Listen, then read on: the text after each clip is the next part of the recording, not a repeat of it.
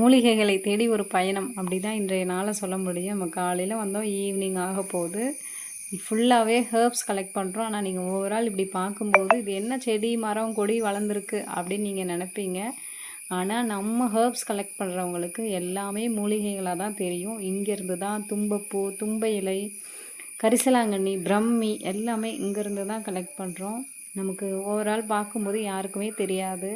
நம்ம என்ன நினைக்கிறோமோ அதுவாகவே ஆகிடும் எல்லா செடியும். அப்படி தான் நான் நம்புகிறேன். நம்ம ரோட்டில் நடந்து போகிறோன்னா ஏதாவது ஹெர்ப்ஸ் நம்ம கண்ணுக்கு பார்க்க முடியும்.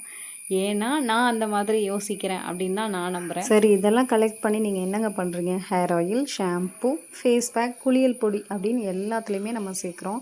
இது பாருங்கள், நம்ம ரோட்டில் நடக்கும்போது நமக்கு தெரியவே தெரியாது. ஆனால் அவ்வளோவும் ஹெர்ப்ஸ் தான். இதை வந்து நான் வந்து ஒரு தடவையும் இதில் நடக்கும்போது எப்போ கிடைச்சாலும் பறித்து கொண்டு போய் நான் வந்து டீஹைட்ரேட் பண்ணி காய வச்சு உலர வச்சு அப்படியே எடுத்து வச்சுருவேன். நம்ம வந்து ஃபேஸ் பேக் ரெடி பண்ணும்போது அதை யூஸ் பண்ணிக்கலாம், ஹேர் ஆயில் ரெடி பண்ணும்போது அதை யூஸ் பண்ணிக்கலாம். இந்த பாருங்கள், பூலானிலை, இது வந்து ஹேருக்கு ரொம்ப நல்லது. நம்மளோட ஹேர் ஆயிலில் சேர்க்குறோம்.